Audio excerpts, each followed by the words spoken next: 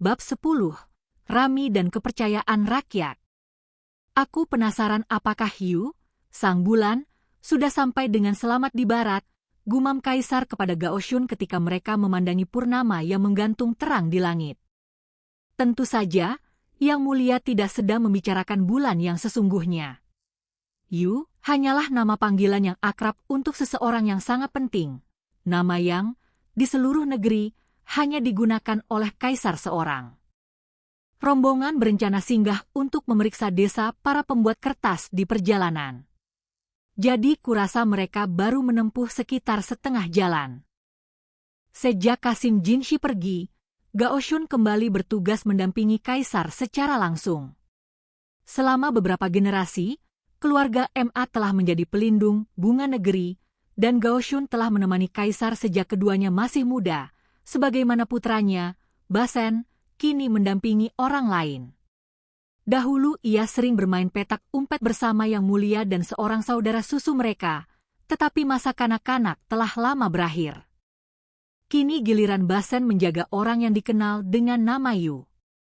Gaoshun terkadang bertanya-tanya apakah seharusnya ia memilih putranya yang lain untuk tugas itu, tetapi pada akhirnya ia mempercayakannya kepada si bungsu. Memang, Basen masih kurang pengalaman. Namun setiap orang pasti memiliki kelebihannya sendiri. Kekhawatiran Gaoshun semakin besar setelah Basen gagal melindungi Yu dalam ekspedisi sebelumnya. Syukurlah, kali ini mereka ditemani apoteker muda itu. Gadis tersebut memang nekat, tetapi justru itulah yang membuatnya bisa diandalkan. Gaoshun membujuk putranya dengan alasan bahwa membawa gadis itu adalah keputusan yang bijaksana. Akan menjadi bencana besar bila terjadi kasus keracunan selama perjalanan. Setelah berdebat cukup lama, akhirnya Basen setuju. Sedangkan sang Pangeran Bulan menerima usulan itu tanpa berpikir dua kali. Gaoshun sudah tahu bahwa si apoteker pada akhirnya akan mengalah juga, meski pasti sambil menggerutu sepanjang jalan. Lagi pula, tabib dari istana belakang akan menemani mereka setidaknya selama separuh perjalanan. Gadis itu memang selalu bersikap seolah tidak terlalu menyukai tabib berkumis tipis tersebut, tetapi Gaoshun tahu kenyataannya mereka cukup akrab. Yang benar-benar mengkhawatirkannya adalah apa yang akan mereka hadapi di ibu kota barat setelah berpisah dengan sang tabib. Kurasa ini tidak akan mudah baginya, ujar Kaisar. Aku penasaran bunga-bunga seperti apa yang akan berkumpul di sekelilingnya. Bunga-bunga berkumpul, paduka? Perumpamaan yang menarik. Kalau kusebut serangga, mereka pasti akan marah. Coba saja lihat tamanku. Kaisar terkekeh. Candaan seperti itu hanya bisa ia lontarkan karena mereka sedang berada bukan di istana belakang, bukan pula di istana utama tempat Ibu Suri atau Permaisuri sekarang tinggal, melainkan di sebuah villa di luar kompleks kekaisaran yang kini menjadi kediaman Ah Duo, mantan salah satu dari 4 selir agung kaisar, sekaligus saudara susu dan sahabat masa kecilnya serta Gaoshun. Jika kaisar tampak sedikit kesepian, mungkin karena Ah Duo sedang tidak berada di sana. Ia pun telah berangkat ke barat, menemani seseorang yang istimewa. Sementara itu, sang Pangeran Bulan sama sekali tidak seindah bunga seperti penampilannya. Gaoshun, yang telah mendampinginya sejak kecil, bahkan lebih lama daripada ayah maupun ibunya sendiri, memahami hal itu lebih baik daripada siapapun. Pangeran tersebut adalah pribadi yang lugas dan tidak menyukai kemewahan yang berlebihan. Meski masa tugasnya di istana belakang telah berakhir, mereka tetap membutuhkan tenaga dan pengabdiannya. Kini ia harus menjalankan perannya sebagai adik kaisar, melakukan segala sesuatu yang tidak dapat dilakukan oleh sang penguasa karena tidak bisa meninggalkan ibu kota. Jadi, wabah serangga. Bencana alam semacam itu berpotensi menghancurkan sebuah negara.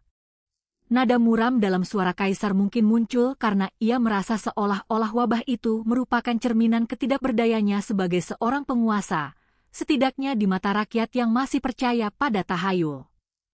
Dialah yang memutuskan untuk memusnahkan klan Shi. Dialah pula yang kemudian mengangkat selir Gyokuyo, salah satu dari 4 selir agung, menjadi permaisuri.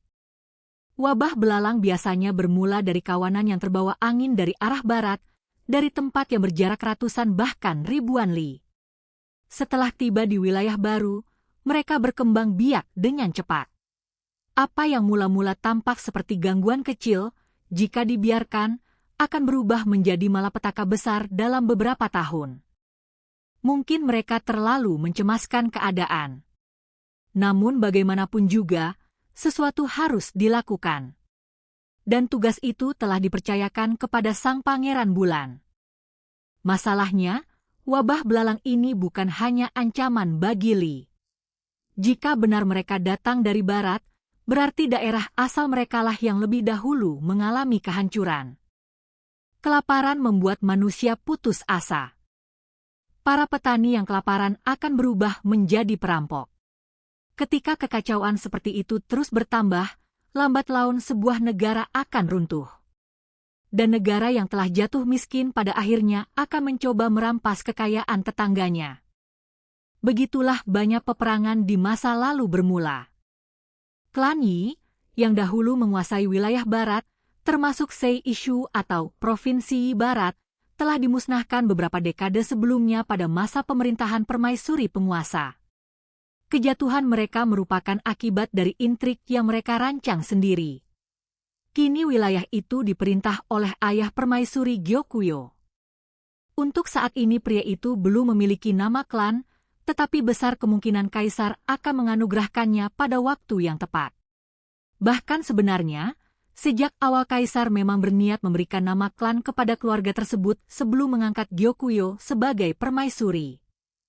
Jika suatu hari perang benar-benar pecah, wilayah barat akan memegang peranan yang sangat penting. Itulah sebabnya kaisar memilih seorang wanita dari daerah itu sebagai permaisuri. Ia bisa memahami mengapa sebagian orang menganggap keputusan itu diambil terlalu cepat, meskipun Gyokuyo telah melahirkan seorang putri, lalu seorang pangeran baginya. Secara adat, posisi permaisuri seharusnya menjadi hak selir Lihua. Namun pernikahan adalah alat politik, dan semakin tinggi kedudukan seseorang, semakin banyak pula pertimbangan politik yang harus dipatuhi. Kaisar memang berdiri di puncak negeri ini, tetapi bahkan dirinya pun terkadang harus memikirkan apa yang akan menyenangkan hati ayah mertuanya.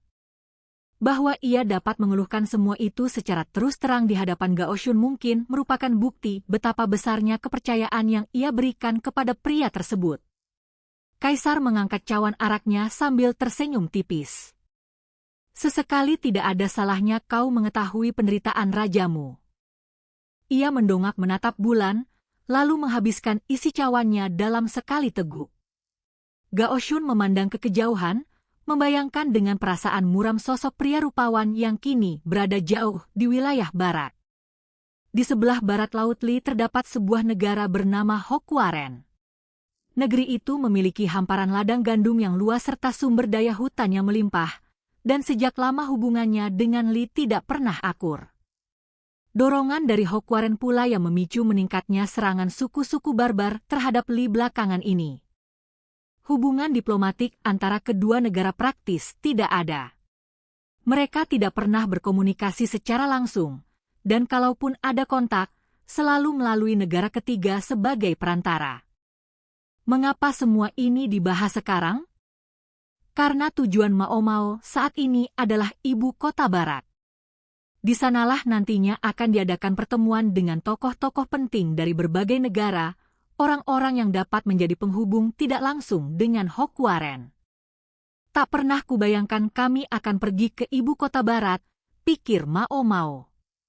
Ketika diberitahu bahwa tujuan akhir perjalanan mereka adalah kota itu, sesaat setelah meninggalkan desa Tabib Gadungan, rasanya rahangnya hampir jatuh ke lantai. Perjalanan menuju ibu kota barat membutuhkan lebih dari 2 minggu menggunakan kereta dan perahu. Ia sempat mengkhawatirkan Chou U dan Sazen yang ditinggalkannya. Namun kemudian ia mengangkat bahu.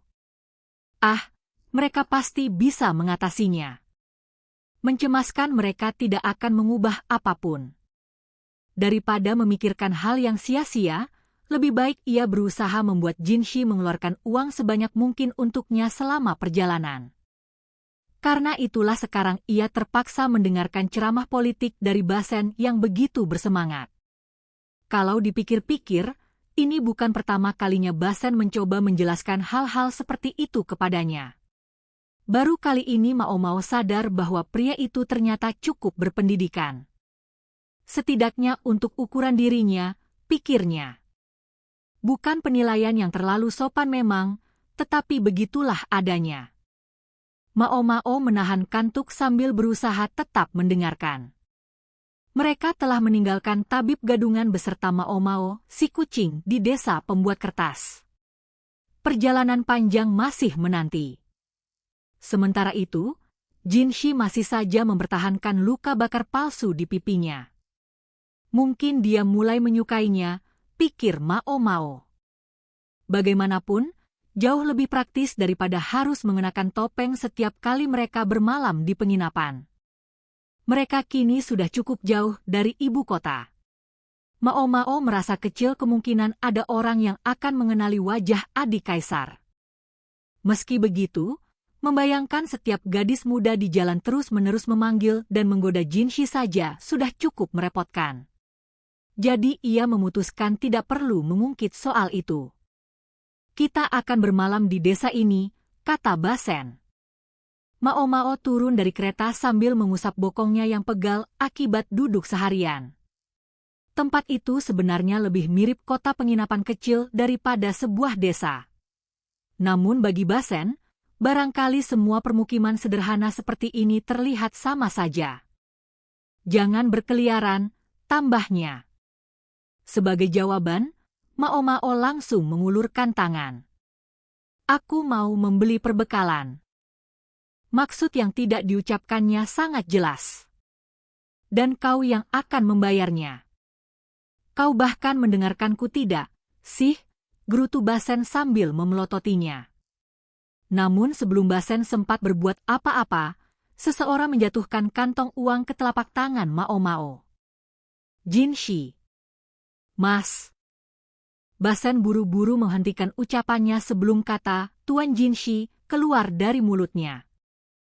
Para pengawal yang ikut bersama mereka mengira Basen lah yang menjadi pemimpin rombongan. Aku akan menemani dia, kata Jinshi dengan suara yang sudah disamarkan. Sialan, Mao Mao menatap tajam pria dengan bekas luka bakar palsu itu. Padahal ia tadi berharap bisa berjalan santai sendirian. Apa ada yang menarik untuk dijual di sini? Tanya Jinshi lirih di dekat telinga Mao Mao agar tidak terdengar orang lain.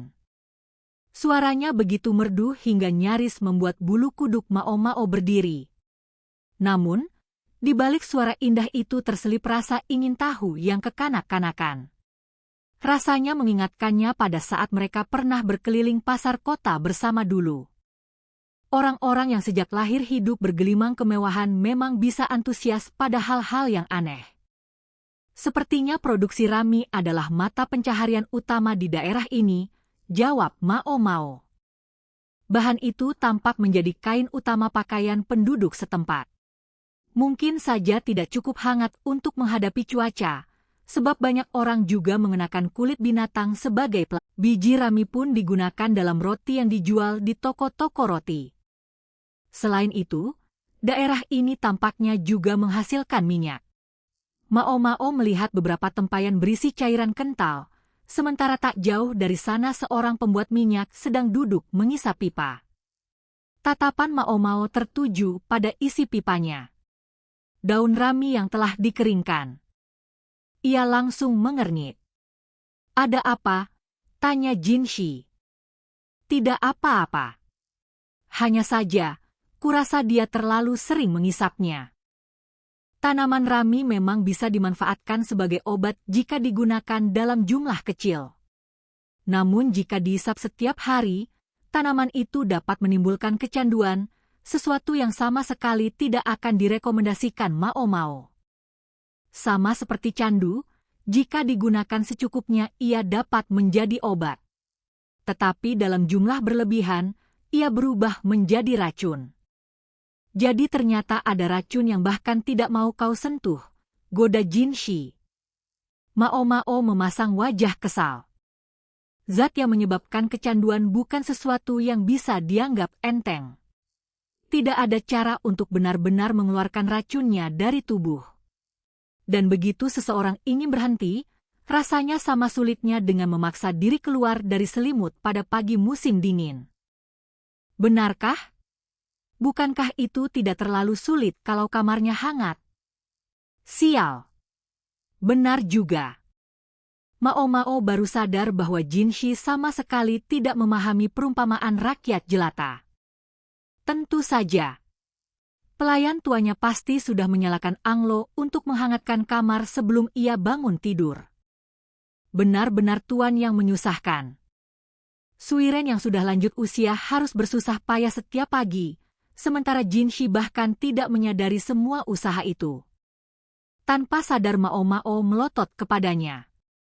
Oh, ekspresi itu. Sudah lama aku tidak melihatnya. Jinshi sama sekali tidak tersinggung. Sebaliknya, ia malah tampak begitu senang hingga Mao Mao mulai bertanya-tanya apakah ada yang tidak beres dengan dirinya. Seandainya Gao Shun ada di sini, pria itu pasti sudah memegangi dahinya sambil melemparkan tatapan penuh arti kepada Mao Mao. Sayangnya, pendamping Jinshi kali ini adalah Basen. Namun Basen bahkan tidak sempat memperhatikan karena sedang sibuk melakukan berbagai persiapan.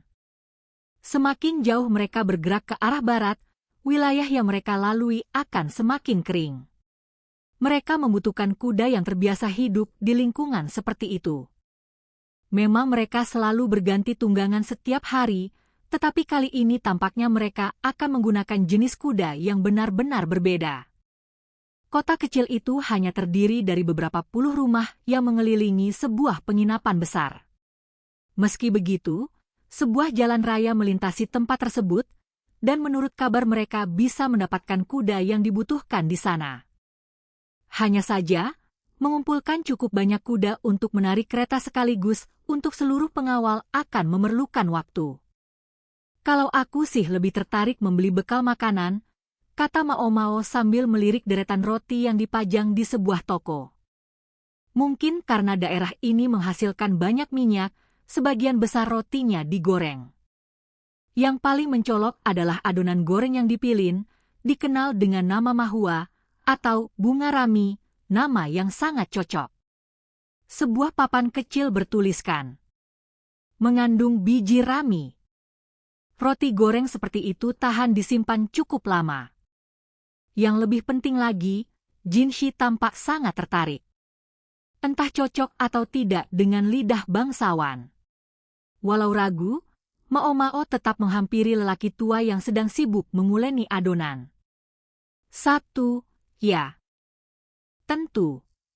Tapi bagaimana kalau sekalian dua? Kalau rasanya enak. Mahua itu dibungkus dengan daun bambu. Mao Mao menggigitnya perlahan. Baru matang. Masih panas dan lembut. Ia mengunyah hati-hati agar mulutnya tidak melepuh. Jinshi memperhatikannya. Memangnya tidak mau berbagi? Aku sedang memastikan tidak ada racunnya. Jawaban Mao Mao terdengar datar tanpa ekspresi. Rotinya memang masih segar, dan jumlahnya cukup untuk seluruh rombongan. Bahkan terlalu banyak jika semuanya dibungkus daun bambu.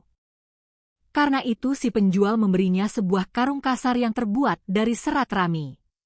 Bagian dalamnya dialasi kertas murah agar minyaknya tidak merembes keluar. Jinshi mengambil satu mahua dari dalam karung lalu menggigitnya. Lumayan.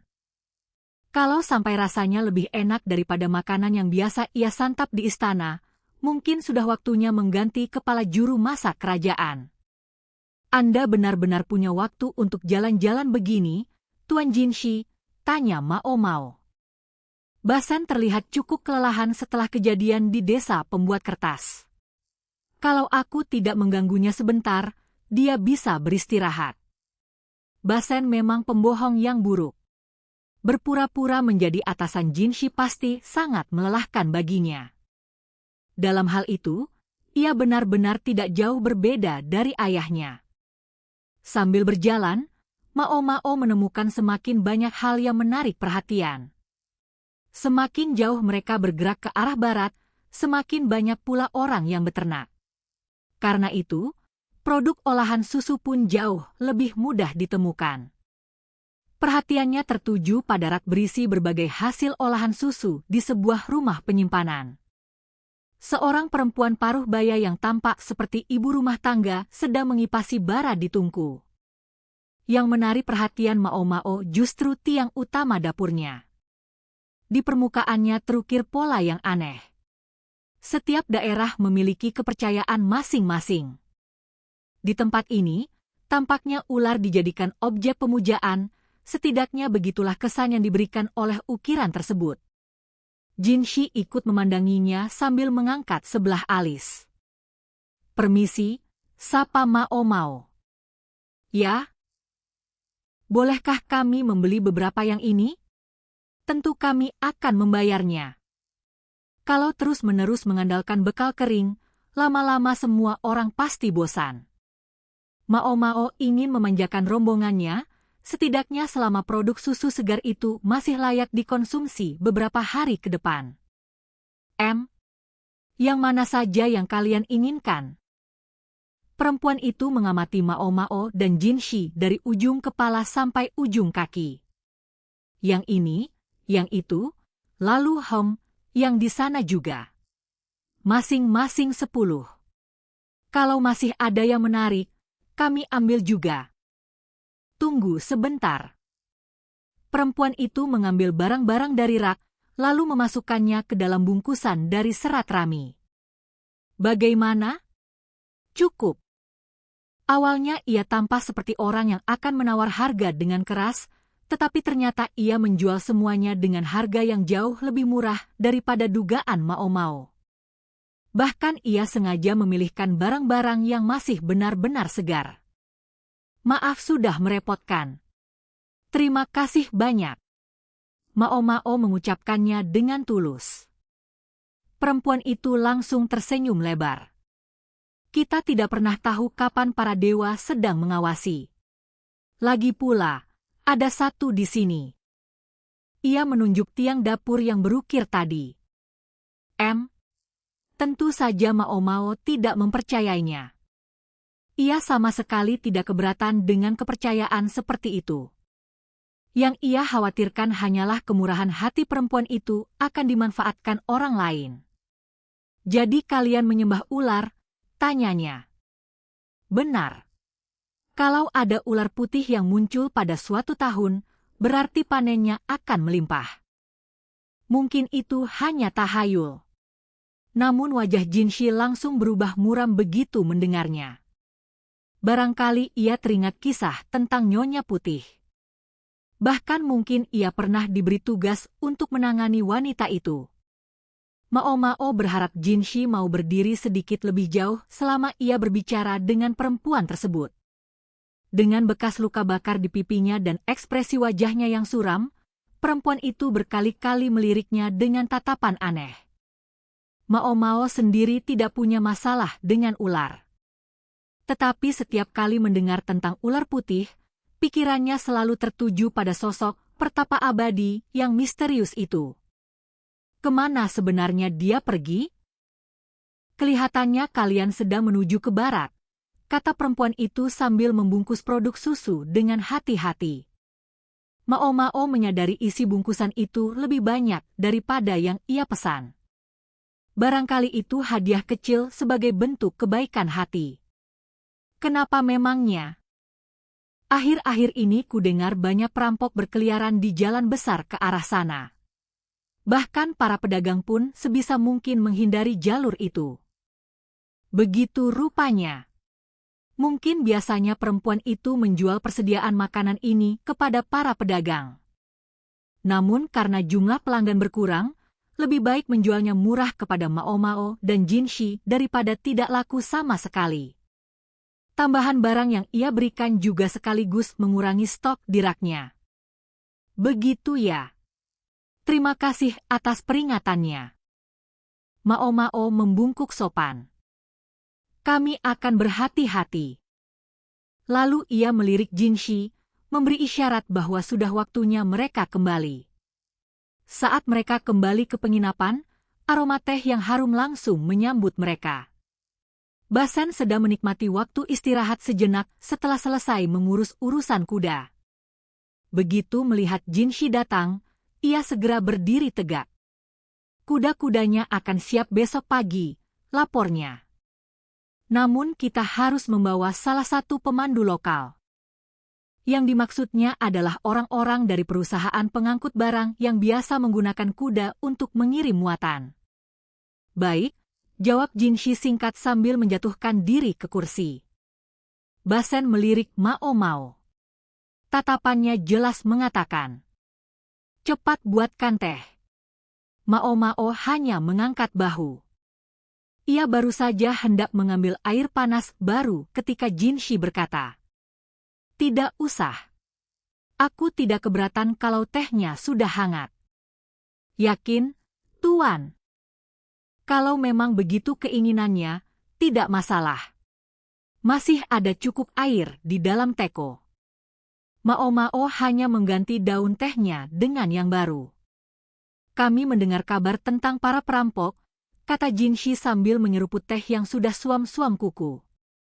Ya, Tuan. Saya juga mendengar hal yang sama, jawab Basen. Itulah sebabnya syarat menyewa kuda di sini adalah membawa salah seorang pemandu mereka. Perampok memiliki berbagai macam cara beraksi. Kelompok yang dimaksud kali ini tampaknya adalah jenis yang memungut uang jalan. Kalau rombongan mereka tidak bertemu para perampok itu, tentu lebih baik. Namun kalau sampai bertemu, keberadaan pemandu lokal kemungkinan besar akan membuat mereka lolos hanya dengan menyerahkan sebagian kecil barang bawaan sebagai bayaran. Mao Mao bergantian memandang Jinshi dan Basen. Keduanya adalah prajurit terlatih. Sebagai pejabat kerajaan, mereka tentu tidak bisa berpura-pura tidak melihat aksi perampokan. Namun di sisi lain, mereka juga tidak membawa pasukan yang cukup untuk membasmi para bandit tersebut. Tak satu pun dari mereka tampak senang dengan keadaan itu. Sementara Mao Mao, ia hanya berharap mereka tidak akan bertemu para perampok sama sekali.